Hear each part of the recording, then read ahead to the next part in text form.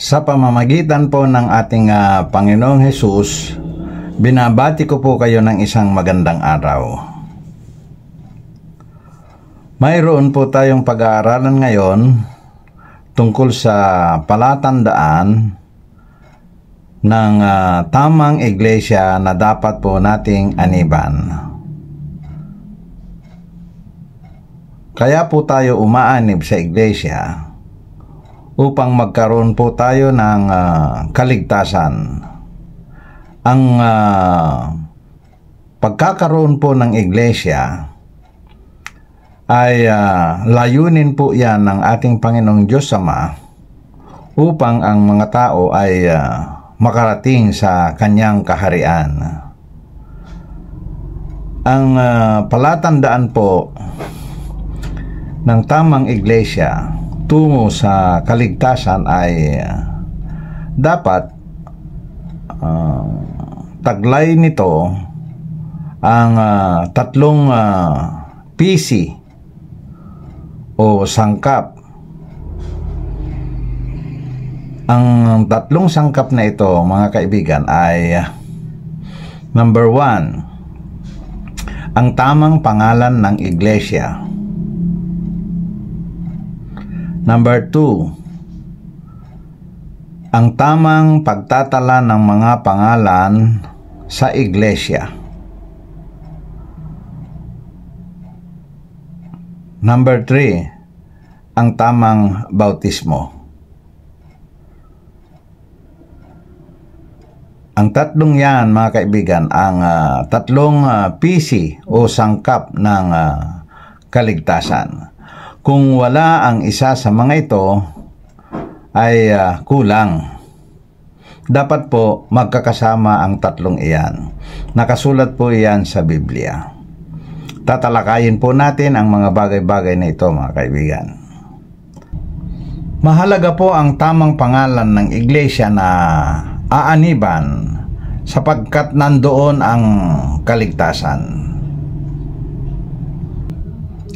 Akin pong babasahin ang nakasulat sa leaflet ng Kogbak na ito, mga kaibigan.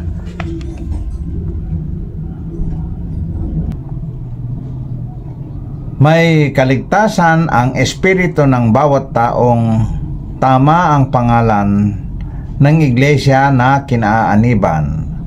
Mahalaga ang tamang pangalan ng iglesia sa pagsunod sa mga utos ng Diyos. Nakasulat sa Mateo 6:33, hanapin muna ninyo ang kanyang kaharian at ang kanyang katuwiran, at ang lahat ng mga bagay na ito ay pawang idaragdag sa inyo. Kung tayo ay maghahanap ng kaharian, ay dapat alam natin ang tamang pangalan ng kaharian na ating hinahanap upang sa gayon ay matagpuan natin ang kahariang ating hinahanap. Sa 2 Corinto 13:5, siyasatin ninyo ang inyong mga sarili kung kayo ay nasa tamang pananampalataya, sapagkat sa tamang pangalan ng iglesia lamang mayroon kaligtasan, ang pangalang ibinigay sa atin Panginoong Hesukristo, pagkaluklok sa kanya sa kaitaasan, sa kanan ng Diyos, nakasulat sa Hebreo 1:4, Efeso 1:21, Filipos 2:9, Gawa 4:12. Binigyan siya ng higit na marilag na pangalan para sa ikaliligtas. Yan po ang kahalagahan ng tamang pangalan ng iglesia, mga kaibigan. Ngayon, babasahin po natin ang Gawa 4:12. At sa kanino mang iba ay walang kaligtasan, sapagkat walang ibang pangalan sa silong ng langit na ibinigay sa mga tao na sukat nating ikaligtas. Yan po ang laman ng 4:12, mga kaibigan. Ngayon, kung bakit mahalaga po ang pangalan ng iglesia na hanapin natin, tuklasin natin, suriin natin mabuti kung aling iglesia at ano ang tamang pangalan na dapat aniban natin. Sa Filipos 2:9 mga kababayan ay nakasulat ng ganito: kaya siya naman ay itinaas ng Diyos at siya ay binigyan ng pangalang higit sa lahat ng pangalan. Sa English po ay nakasulat,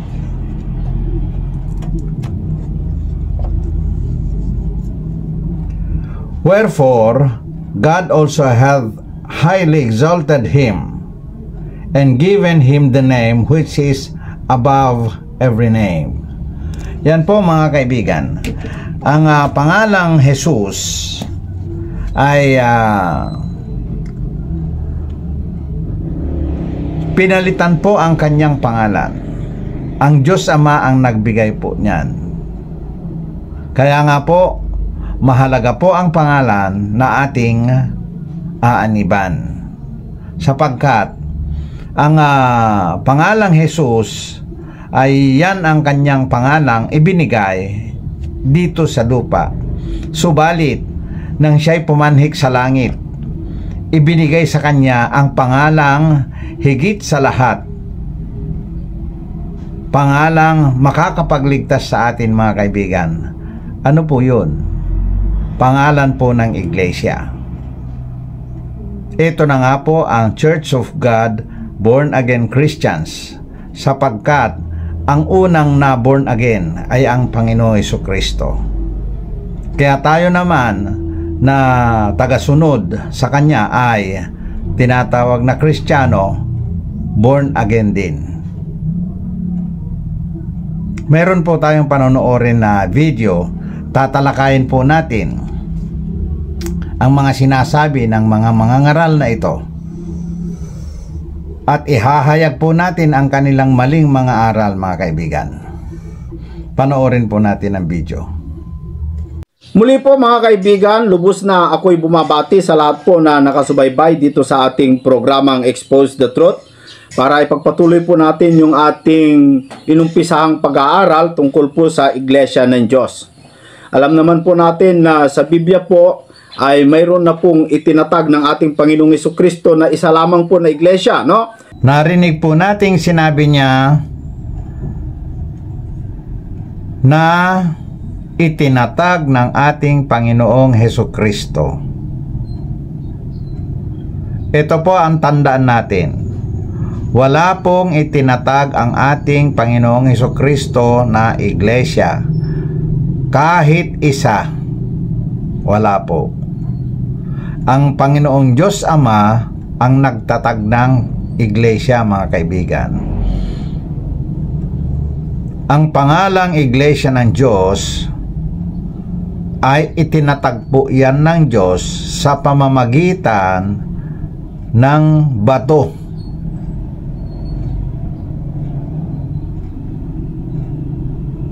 Basahin po natin ang Mateo 16:18. Ito po ang nagpapatunay na itong si SLTV ay nagtuturo na naman ng maling aral, hidwang aral mga kaibigan. Mateo 16:18. Ganito po ang nakasulat. At sinasabi ko naman sa iyo na ikaw ay Pedro, at sa ibabaw ng batong ito ay itatayo ko ang aking iglesia, at ang mga pintuan ng Hades ay hindi magwawagi laban sa kanya. Sa 19, ibibigay ko sa iyo ang mga susi ng kaharian ng langit. At sino mang iyong talian sa lupa ay tatalian sa langit. at ang anumang iyong kalagan sa lupa ay kakalagan sa langit. Yan po mga kaibigan.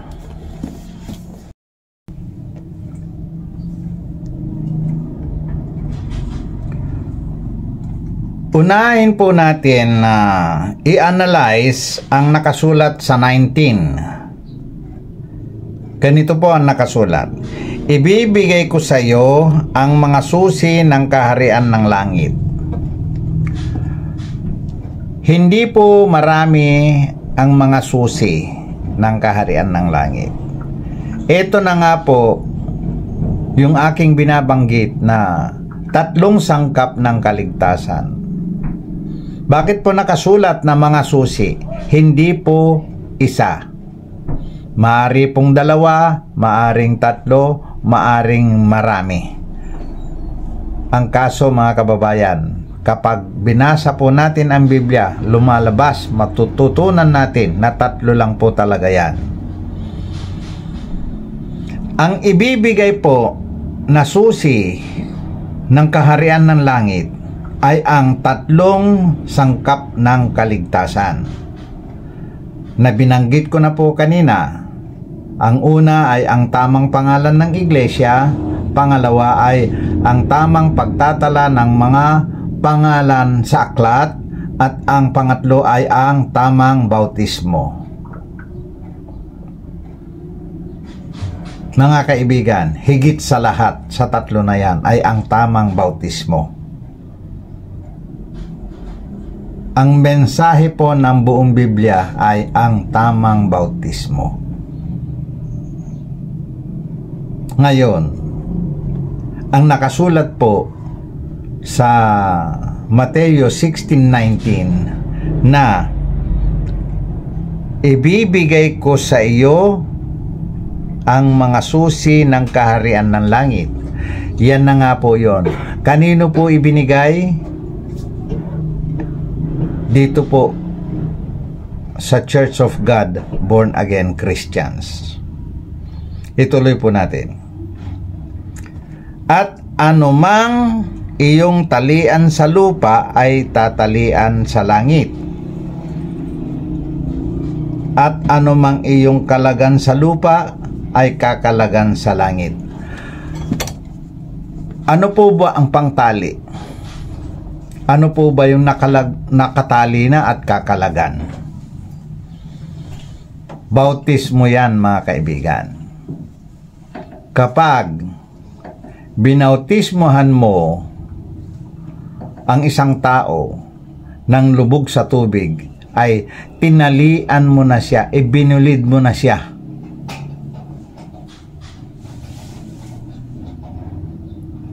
Ibinulid patungo sa impyerno yan mga kaibigan. Ngayon, kung nasumpungan mo naman ang tamang bautismo at binautismohan mo yung nabautismohan na ng lubog sa tubig, ay kinalagan mo siya sa pagkakabulid.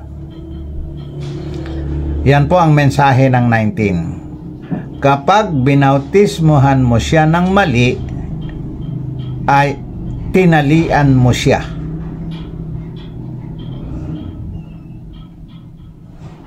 Kapag binautismohan mo naman yung nabautismohan ng lubog sa tubig, ay binautismohan mo ng tamang bautismo na tubig na nabubuhos, ay kinalagan mo siya. Ganito po ang mensahe. Kapag tinalian mo dito sa lupa, sa langit ay tatalian na rin, sapagkat ang sinimulan dito sa lupa ay itutuloy sa langit. Ngayon naman, kung bakit na ang nabautismohan ng lubog sa tubig na bautismo ay natalian na. Ngayon ang mga natalian na at binautismohan mo ng tamang bautismo ay kinalagan mo na. At yun ay kakalagan din sa langit. Yan po ang mensahe po ng sinasabi sa Biblia na binubuhay muli ang mga patay. Sapagkat patay ang banggit sa mga nabautismohan ng maling bautismo. Sila'y mga patay. Na pagkapatay dito sa lupa, aakyat sa langit, patay din. Ngayon mga kababayan, ipasok natin ang kaluluwa at espiritu. Alin ang umaakyat sa langit sa dalawang salitang iyan? Espiritu ba o kaluluwa? Maliwanag po na kaluluwa ay babalik sa lupa at espiritu ay papanhik kung sino ang nagbigay sa kanya. Maliwanag po na papanhik sa ating Panginoong Diyos. At doon hahatulan anuman ang kanyang gawa dito sa lupa. Ang pinakamasamang gawa dito sa lupa na hindi patatawarin mga kaibigan ay ang bautismong lubog sa tubig. Yan po ang kasalanang walang kapatawaran.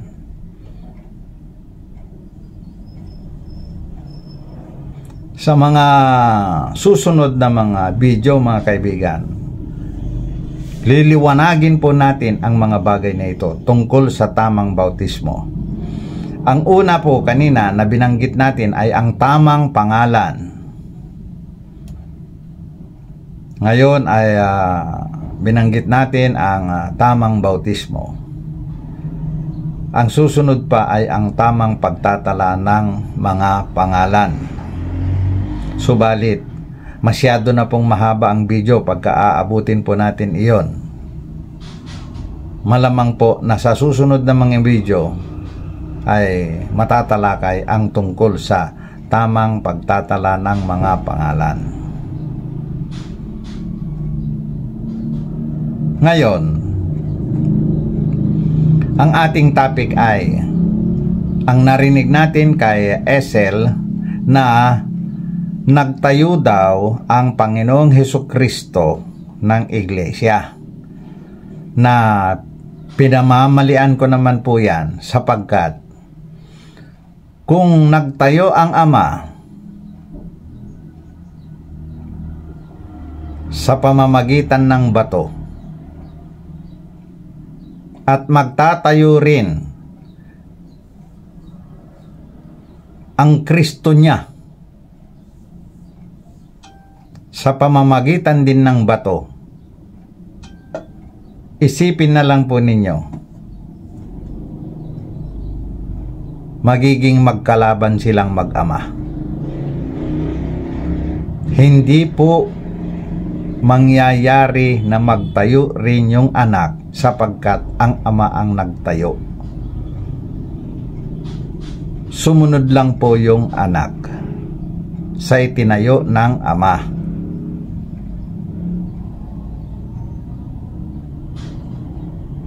Kayong mga matatalino sa Biblia, kung may tutol po kayo sa aking mga salita,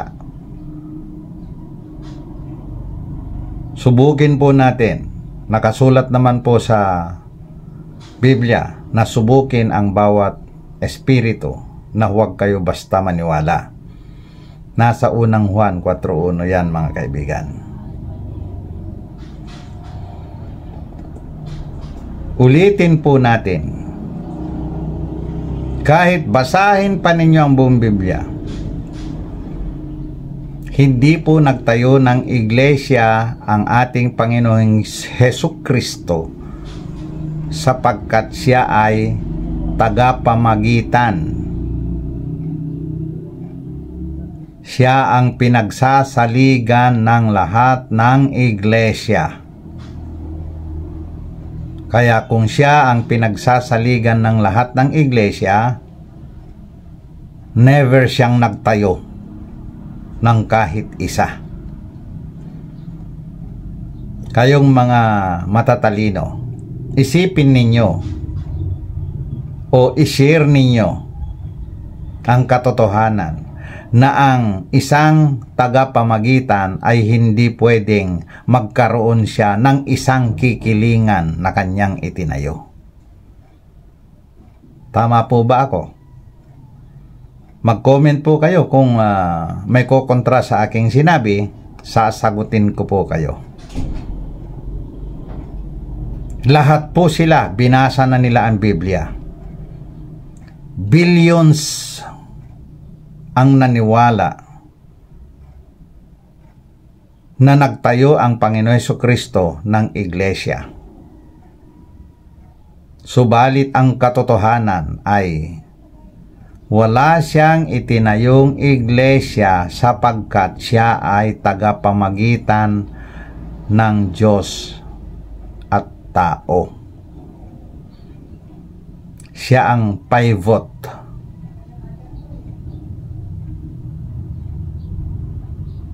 Hindi po siya pwedeng pumanig sa Ama, hindi siya pwedeng pumanig sa tao. Tagapamagitan po siya na inilagay ng Diyos. Maliwanag po. Inaanyayahan ko po kayo na kung mayroon kayong iko-kontra sa aking mga sinasabi, mag-comment lang po kayo. Pagtsatsagaan ko pong sagutin kayo. Maliwanag po ang aking sinasabi na walang itinayo ang Panginoong Hesukristo na iglesia sa daigdig na ito. Subalit, meron siyang iglesia sa ikalawang langit kung saan siya ang ulo.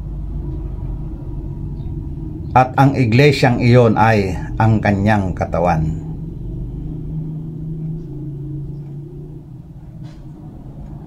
Maliwanag po ang aking sinasabi. Sa ikalawang langit kung saan nandoon. Sa ikalawang langit kung saan nandoon ang kanyang kaharian.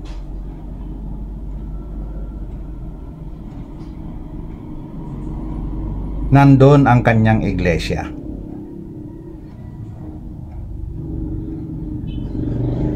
Wala po dito sa lupang ito. Siya po mismo ang nagsabi na ang kaharian niya ay wala sa lupang ito. Kayong mga maalam sa Biblia, alam ninyo na sinabi po niya mismo yan sa harap ng hukuman na ang kanyang kaharian ay wala sa lupang ito. Nasaan po ang kanyang kaharian? Sa ikalawang langit. Nasa ikalawang langit, doon ang kanyang iglesia. Na kung sakali man tayo dito sa lupa, ay matagpuan natin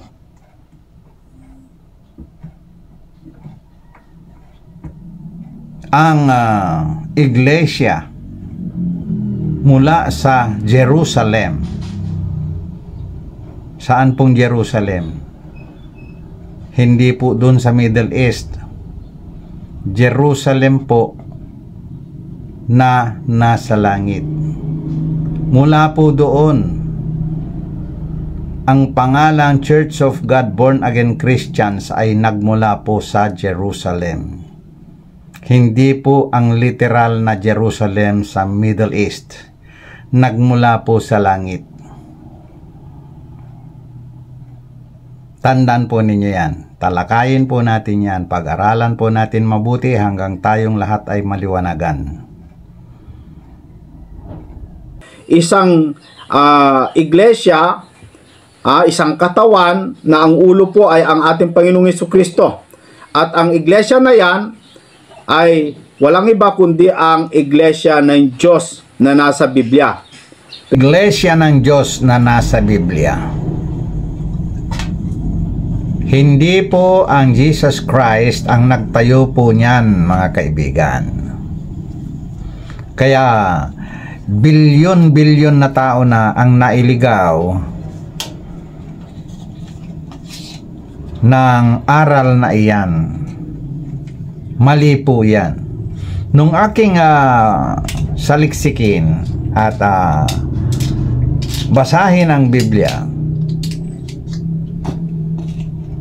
yan ang aking natuklasan. Bagamat nung unang panahon, nung aking panahon ng kabataan, ay naniniwala po ako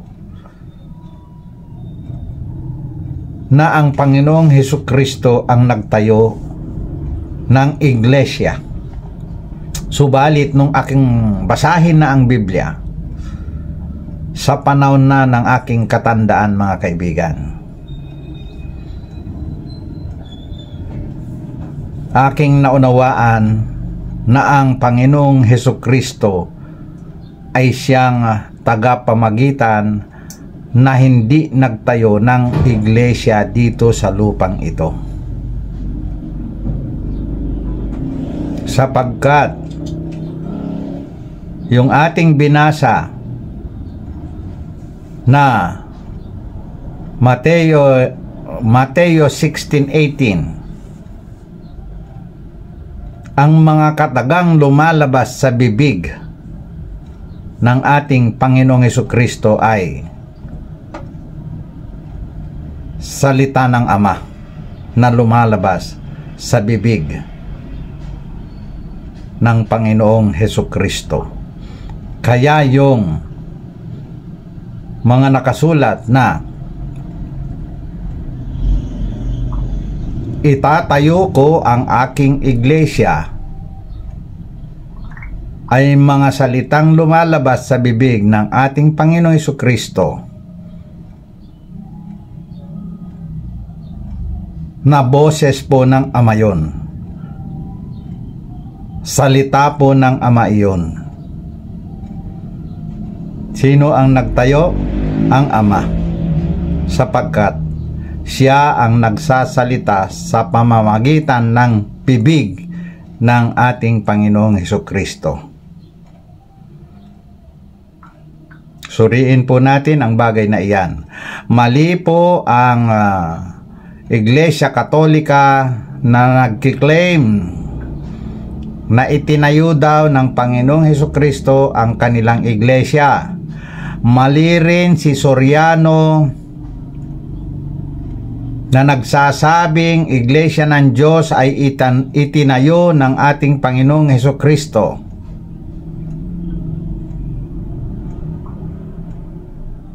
Bakit ko sinasabi yan, mga kaibigan?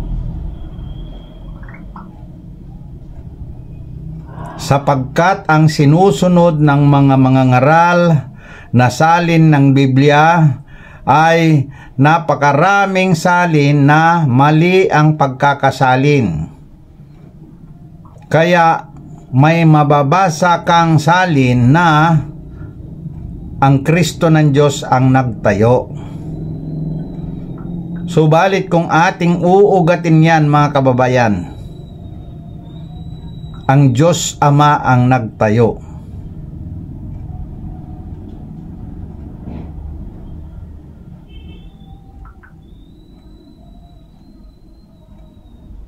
Basahin po natin muli ang Mateo 16:18. Ganito po ang nakasulat. At sinasabi ko naman sa iyo na ikaw ay Pedro,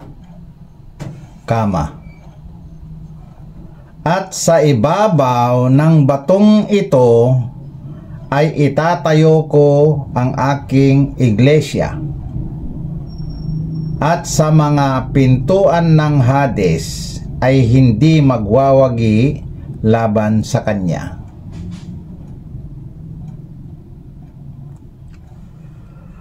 Ito po, mga kaibigan, ang ating tatalakayin. Sino po yung bato na binabanggit? Kasi po, dalawang bato yan. Marami pong mga ngaral na nagtuturo na itong si bato na Pedro ay ginamitan daw ng word na Petros, maliit na bato.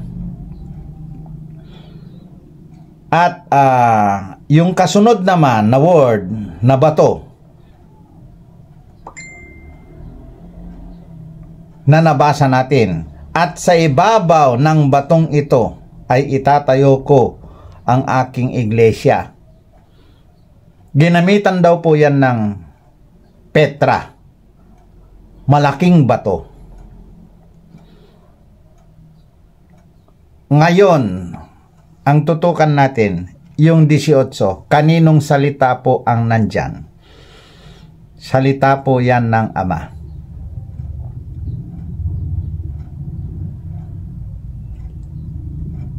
Suriin natin mga kaibigan. At sinasabi ko naman sa iyo na ikaw ay Pedro. Kung ang Pedro dito ay bato,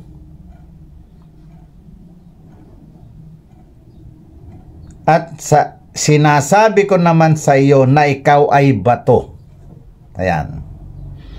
Ang karugtong niyan, at sa ibabaw ng batong ito ay itatayo ko ang aking iglesia. Meron ibang bato maliban kay Pedro.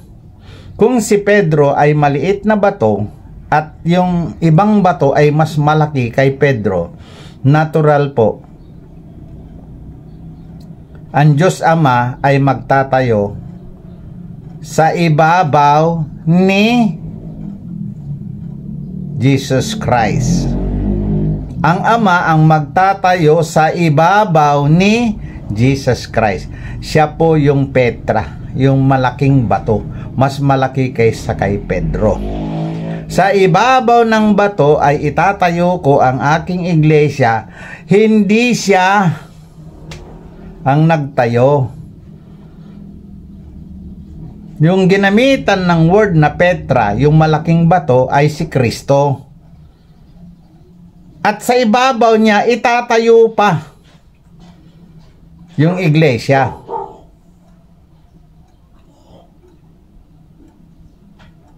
Sino po yung itinayo doon sa ibabaw? Iglesia po yun. Sa kalaunan mga kaibigan, malalaman po ninyo na sa ibabaw niyan itatayo. Ang itinayo dyan ay si Apostol Pablo. Yan po ang mga tatalakayin natin, mga bagay-bagay mga kaibigan. Ngayon, papaano natin mapatunayan na itong 18 ay salita ng Diyos? Atras po tayo sa 17. Sumagot si Jesus at sinabi sa kanya, mapalad ka, Simon na anak ni Jonas, sapagkat hindi laman at dugo ang nagpahayag nito sa iyo, kundi ang aking Ama na nasa langit. Bakit ganito ang sagot ni Panginoong Jesucristo kay Apostol Simon Pedro? Atras tayo sa 16. Sumagot si Simon Pedro at sinabi, ikaw ang Kristo, ang anak ng Diyos na buhay.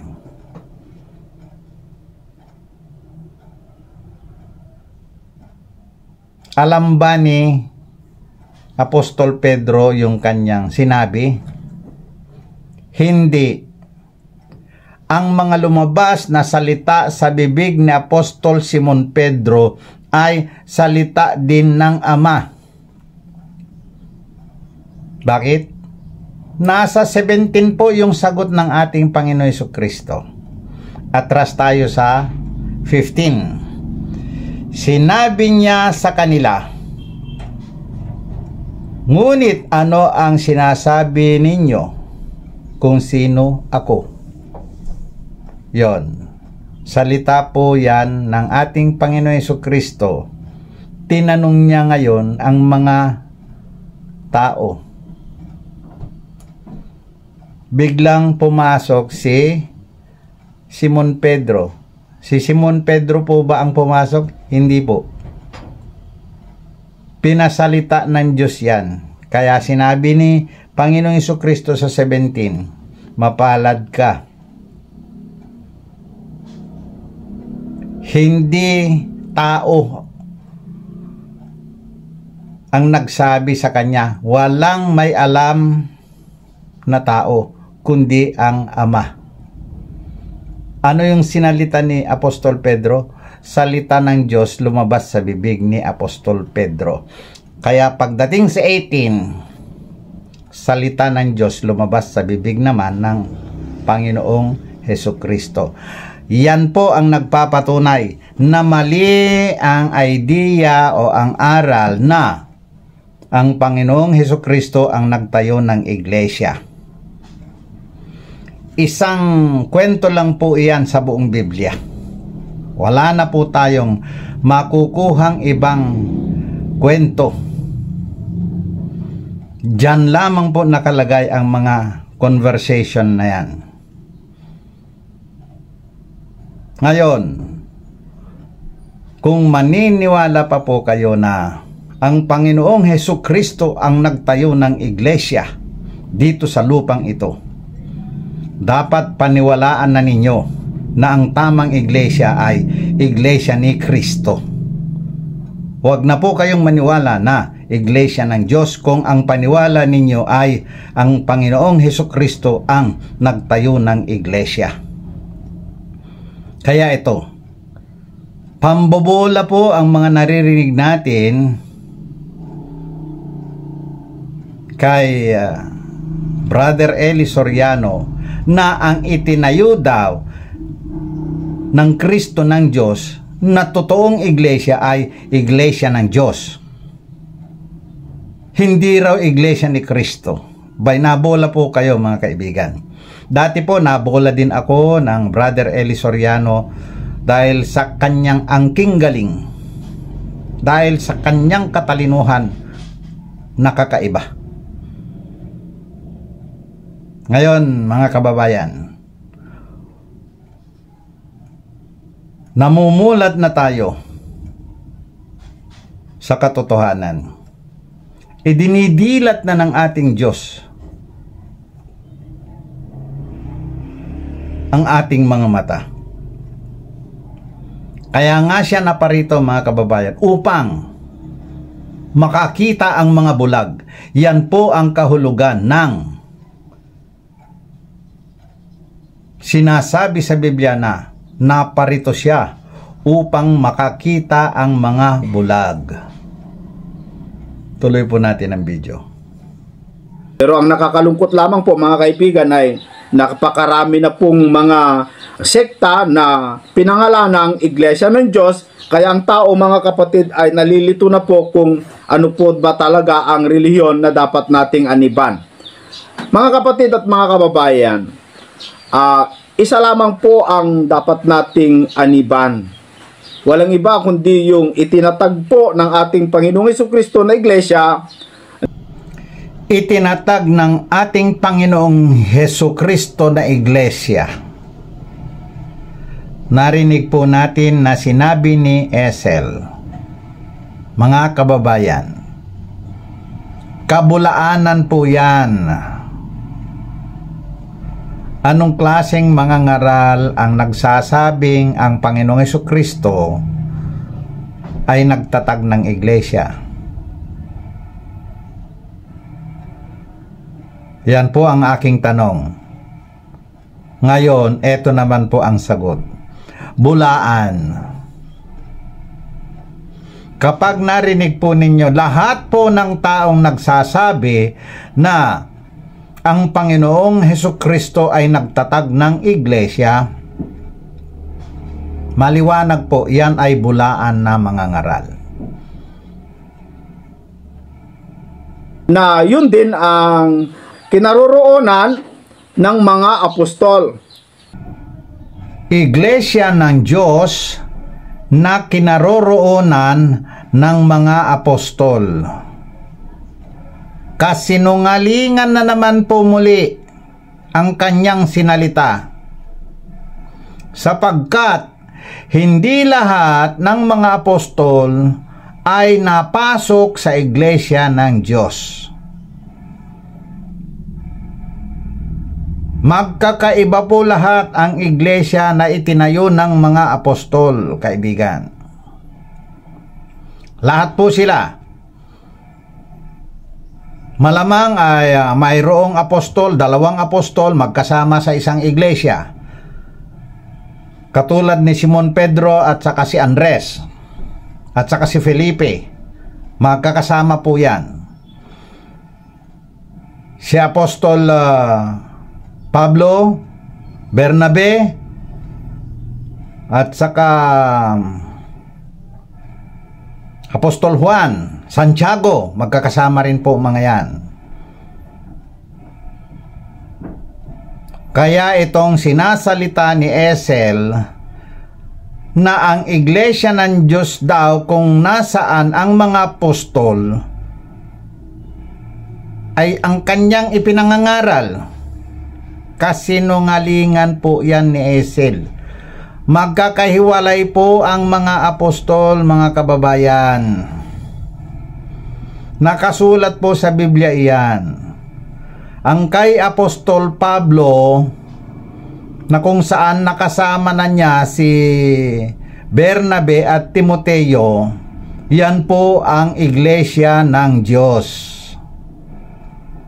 Si Apostol Simon Pedro ay napunta sa mga hindi tuli.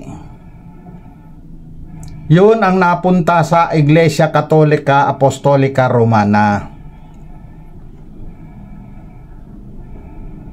Kaya ang claim ng mga Catholic defenders na kay Pedro sila, katotohanan po yan. Inatasan po yan ng Panginoong Hesukristo upang tumalikod sa tunay na iglesia at pangunahan niya ang maling iglesia na naging Iglesia Katolika Apostolika Romana.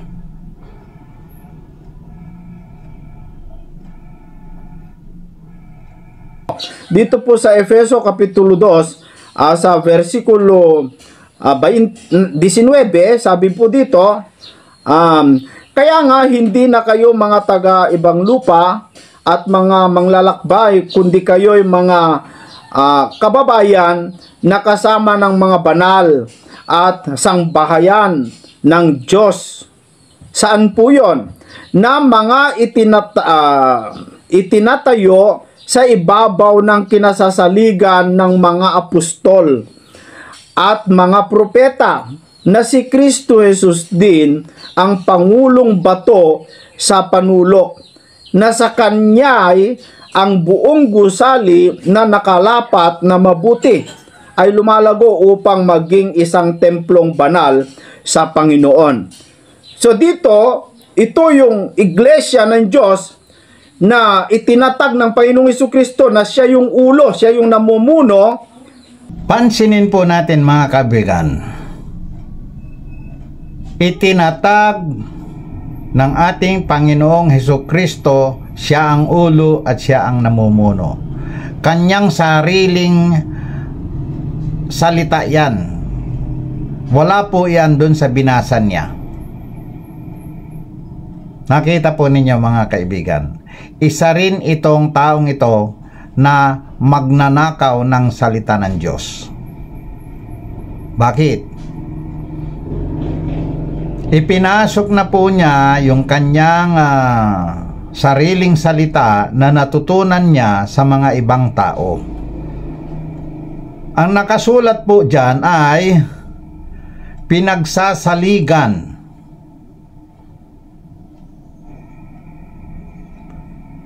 Yan po ang katotohanan. Ang Panginoong Hesukristo ay pinagsasaligan lahat ng mga naitayo.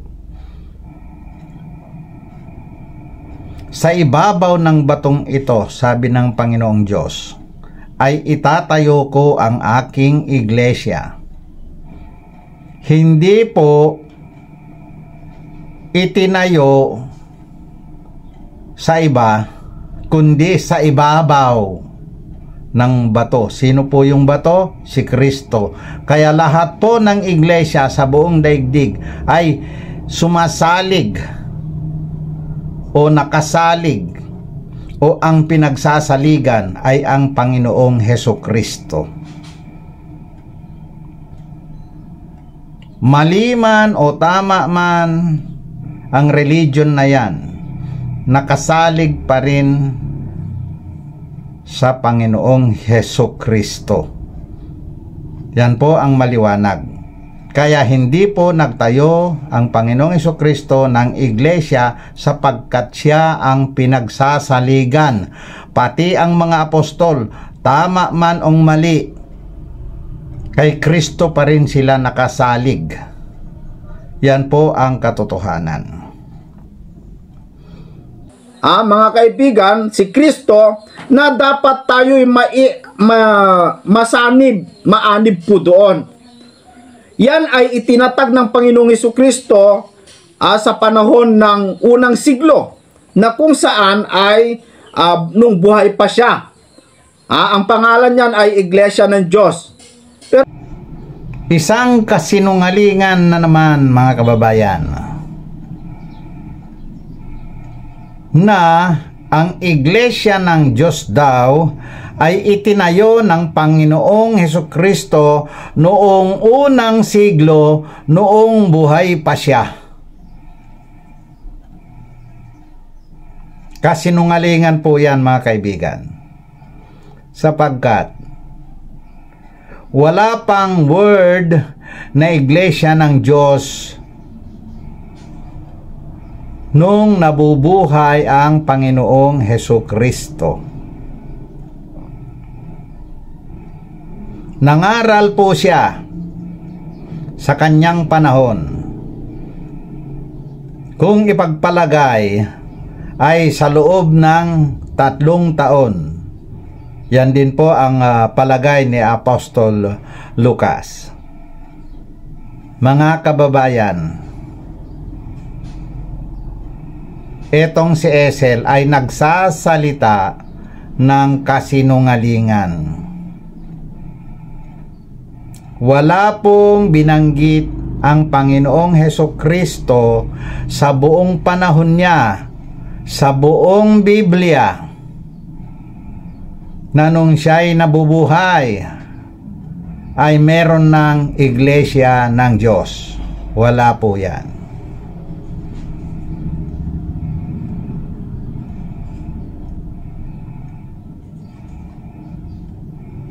Bakit? Ang panahon ng ating Panginoong Hesukristo ay kapanahunan po yan. Isang kapanahunan sa 3 malalaking kapanahunan sa buong sangdaigdigan, mga kaibigan. Na ang kapanahunan ng ating Panginoong Hesukristo ay ipinangaral lahat ang mga bagay-bagay tungkol sa iglesia. Pagkatapos ng kapanahunang iyon ay sumunod naman ng kapanahunan ng kawakasan. Yan po ang ating kapanahunan. Kaya ang sinasabi niya, sinasabi ng marami, na nagtatag ang ating Panginoong Hesukristo ng Iglesia ng Diyos nung siya'y nabubuhay pa, ay kasinungalingan. Maliwanag po ang aking sinasabi na ang Panginoong Hesukristo ay hindi nagtatag habang nandito po siya sa lupa.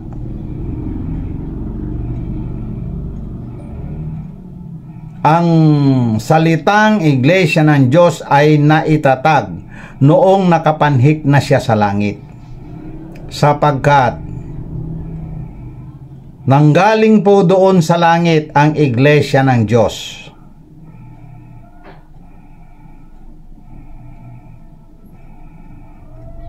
Tandaan po yan. Kung sino po ang tututol, kung sino po ang gustong maliwanagan tungkol sa mga sinalita ni Ethel na iyan. Nakahanda po akong sumagot sa inyo. Huwag po kayong mailigaw na lang ng mga ganyang klaseng mga ngaral. Ituloy po natin ang video. Ang tanong, yung mga iglesia ng Diyos ba na pangalan na sekta ay napakarami na. Isa na yung ating kinabibilangan na iglesia ng Diyos na buhay. Napakaganda po. Napakaganda po ang pangalan ng iglesyang kinaaaniban ni Brad Ethel. Iglesia ng Diyos na buhay, mga kababayan. Totoo nga bang Diyos na buhay ang kanilang Diyos? Suriin po natin yan, mga kaibigan.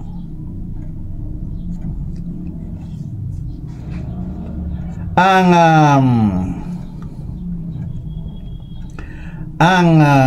mga katagang iglesia ng Diyos na buhay ay mababasa sa unang Timoteo 3:15. Basahin po natin. Ngunit kung ako'y maantala, ay maari mong malaman kung ano ang dapat ugaliin ng bawat tao sa bahay ng Diyos, na siyang iglesia ng Diyos na buhay, ang haligi at suhay ng katotohanan. Mga kababayan, marami na pong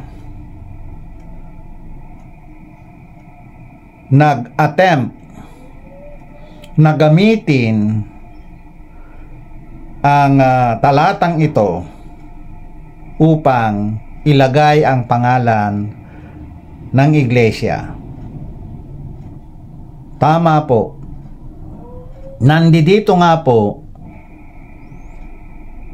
ang pangalan ng tunay na iglesia. Kung ating pag-aralan at suriin mabuti ito, ay makukuha po natin ang tamang pangalan ng iglesia sa mga talatang ito. Subalit, kailangan po natin unawain ang mga talatang 14 hanggang 16. Diyan po natin makikita na ang pangalan ay Iglesia ng Diyos. Iyan po ang katotohanan, mga kaibigan. 14 hanggang 16, mauunawaan po natin na ang tamang pangalan galing sa langit ay Iglesia ng Diyos. Paano naman po maging iglesia ng Diyos na buhay? Sapagkat mayroon pong iglesia ng Diyos na patay. Dalawa po yan. Mayroon pong iglesia ng Diyos na buhay at mayroon namang iglesia ng Diyos na patay. Diyan po natin malalaman ang isang palatandaan sa isang tunay na iglesia na dapat nating aniban. Paano natin malalaman kung alin dito ang buhay at patay? Sa buong Biblia, mga kababayan, ang mga nabautismohan ng bautismong lubog sa tubig ay patay. Ang mga nabautismohan ng bautismong buhos sa kamay at ulo ay buhay. Maliwanag po sa inyo mga kaibigan. Dalawa lang po yan mga kaibigan. Kaya po inilagay sa talata na iglesia ng Diyos na buhay. Bakit? Isipin ninyo kayong mga matatalino. Bakit pa po ilalagay ang mga salitang iglesia ng Diyos? Bakit dudugtungan pa ng mga salitang nabuhay kung wala naman palang patay? Natural mga kaibigan. Kaya po nakalagay yan dahil mayroong iglesia ng Diyos ng mga patay. Mga kababayan, mayroon pong nakasulat sa Biblia na Diyos ng mga buhay, hindi ng mga patay. Maliwanag po mga kababayan. Hindi po lahat na sekta na gumagamit ng mga salitang iglesia ng Diyos na buhay ay tama na sila, sapagkat ipinagkakaila ng kanilang mga gawa ang Panginoon. Paano maipagkaila? Ang binabanggit na mga gawa ay ang pagbabautismo ng lubog sa tubig ay maipagkakaila mo ang Diyos na buhay. Tandaan po ninyo yan mga kababayan. Ituloy po natin ang video. Ang tanong dyan, sino sa kanila ang totoong iglesia ng Diyos na dapat aniban ng tao? Nalilito po kung minsan ang mga tao kasi itong mga leader kung minsan kapag sila po kasi ang magsalita sabihin nila kami ang totoong iglesia ng Diyos. Nasabi ko na po ang katotohanan mga kababayan na ang totoong iglesia ng Diyos na buhay ay ang iglesyang nagbabautismo ng tamang bautismo tungo sa buhay na walang hanggan. Ito pong Church of God Born Again Christians, ang bukod tanging Church of God na nagbabautismo ng tamang bautismo tungo sa buhay na walang hanggan. Lahat po yan sila na gumagamit ng pangalang Church of God. Lahat po yan sila mga kababayan ay iglesia ng Diyos na patay, sapagkat ang kanilang bautismo ay tungo sa kamatayan. Maliwanag po ang aking sinasabi mga kaibigan. Si SLTV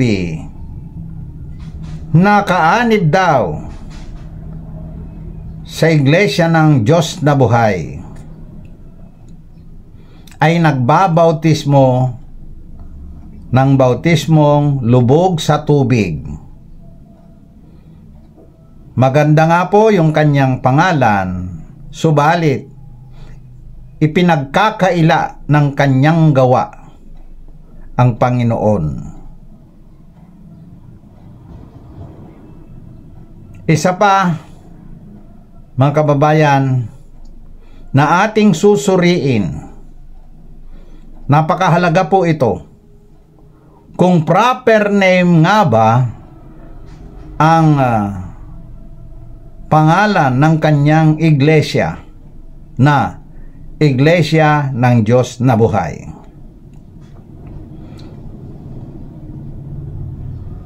Para sa aking inabot na pagkaunawa mga kababayan, sa mga katagang iyan, hindi po iyan proper name. Maliban lamang po kung may register niya sa Securities and Exchange Commission at tatanggapin ng opisina ng SEC ang pangalang Iglesia ng Diyos na Buhay. Kapag yan po ay napa-register niya, magiging proper name na nga po yan. Tandaan po natin yan, mga kaibigan. Ituloy po natin ang video. Yung totoong itinatag ni Kristo, kami yung karugtong. May magsasabi pa na sila daw yung karugtong, sila daw yung itinatag ni Kristo na pinamumunuan ni Pedro at hanggang sa isinalin niya sa mga papa. Yan kasi ang angkin ng mga Iglesia Katolika eh. Pero wala na tayo doon, mga kapatid. Kung yan ang sinasabi nila, alam naman na makipagpilitan ka pa, no, mga kaibigan. Ganun din ang mga Sabadista, sila daw yung natitirang binhi ng babae. Iba naman ito, mga kapatid, no? Iba naman po ito. At ang mga Iglesia ni Kristo naman, mga kaibigan, inaangkin na sila daw yung nakahula na itatatag ni Kristo sa huling panahon. At yan ay nagumpisa daw o naganap yung hula ni Isaias na itatayo niya ang kanyang iglesia sa mga huling araw noong July 27 yata, no? 1914. Yan, itinatag daw ni Ka Felix Manalo. So, ang bawat isang mga kaibigan ay nag-aangkinan tungkol po sa Iglesia ng Diyos. Pero alam nyo, mga kapatid, yung Iglesia ng Diyos na yan, kapag inaangkin mo, masama po yan eh. Masama ang implikasyon yan. Dapat wag natin angkinin. Ang MCGI naman po, mga kaibigan, ito mga kapatid, hindi po ako MCGI. Hindi ko itinitindigan ng MCGI. Wala silang kinalaman dito.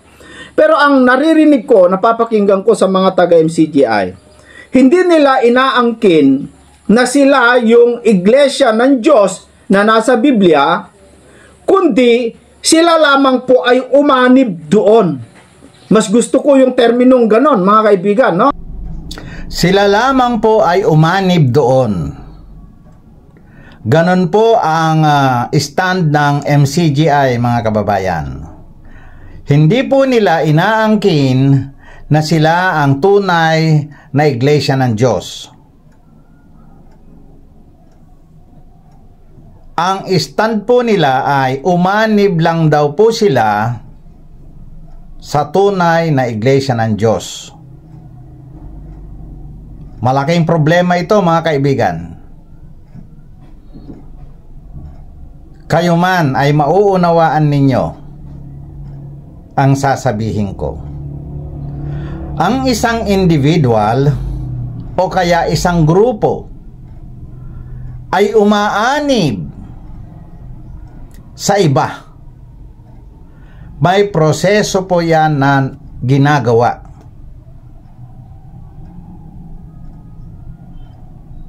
Yan po ang tama, kaibigan. Meron ka pong lalapitan doon at umanib ka. Yan po ang proseso. Hindi pwede pong mag-imagine ka na lang na umaanib ka sa tunay na iglesia ay kaanib ka na. Ano ang paliwanag niya? Gawin mo lang daw yung mga tama na kaanib ka na. Mali pa rin po.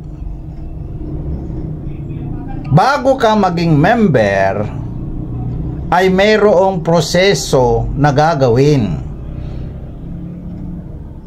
Ano naman po ang proseso nila? Ayon ba sa mga tamang gawa? Kaanib na? Hindi po ganon, mga kaibigan. Kung halimbawa po ang tunay na iglesia ay nandoon nga at tatanungin natin ang Panginoong Hesukristo, ang isasagot niya ay ganito. Mateo 7:21 at 22. Basahin po natin, mga kaibigan. Sa 21, ganito po nakasulat. Hindi ang bawat nagsasabi sa akin, Panginoon, Panginoon, ay papasok sa kaharian ng langit, kundi ang gumaganap ng kalooban ng aking Ama na nasa langit.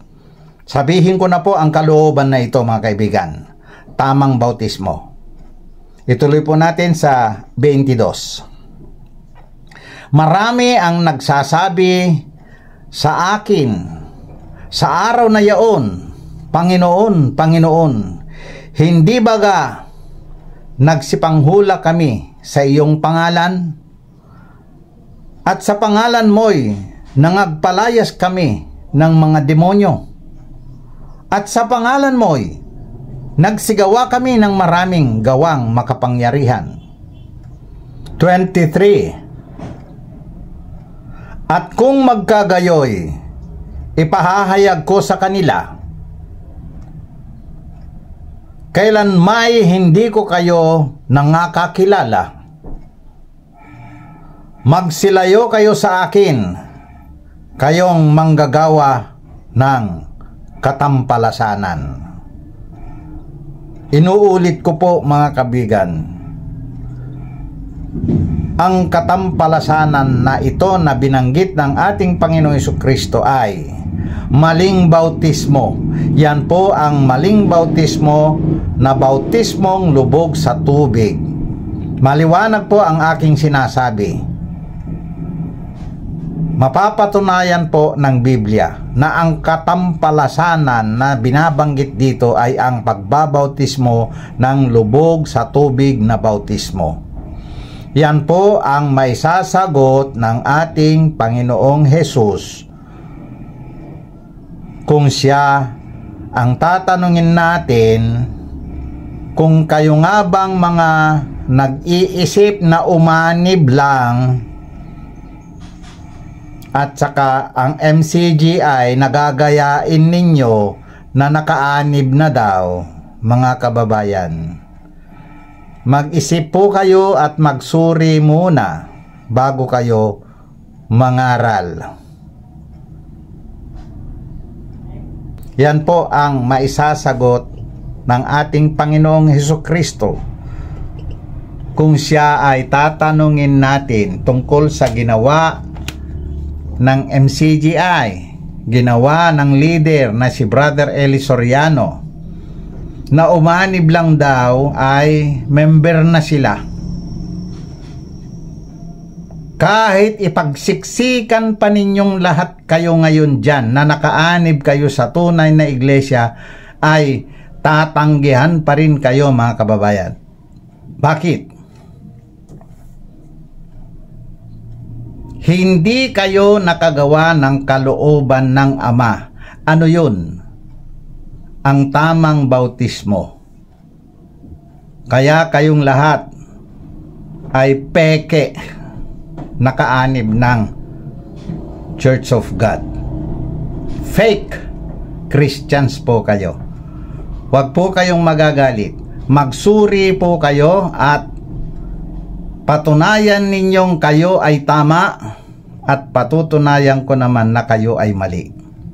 Etong si Brad Esel, gusto daw niya yung terminong iyon sapagkat Church of God din ang kanyang gamit-gamit na kinaaaniban. Yun din ang gagamitin niya, mga kababayan. Na umanib lang daw siya sa tunay na iglesia. Imagination na naman. Mag-imagine ka lang, kaanib ka na. Ganon po ang gagawin nila, mga kaibigan. Diyan po natin napapatunayan na wala dyan sa mga iglesia na yan ang palatandaan ng tunay na iglesia. Mga kababayan, nagsimula po ako sa pangalan ng iglesia ay isang palatandaan ng tunay na iglesia na dapat aniban. Ano po yung isang sangkap na palatandaan? taglay ng tamang pangalan ng Iglesia ng Diyos, ang tamang bautismo tungo sa buhay na walang hanggan. Isa pang taglay ng tamang pangalan ng Iglesia na dapat aniban ay ang tamang pagtatala ng mga pangalan ng mga umaanib. Ito ay pagtatala sa aklat ng buhay. Mahabang paliwanagan po ang pagtatala sa aklat ng buhay. Mga kababayan, medyo mahaba na po ang aking nai-record.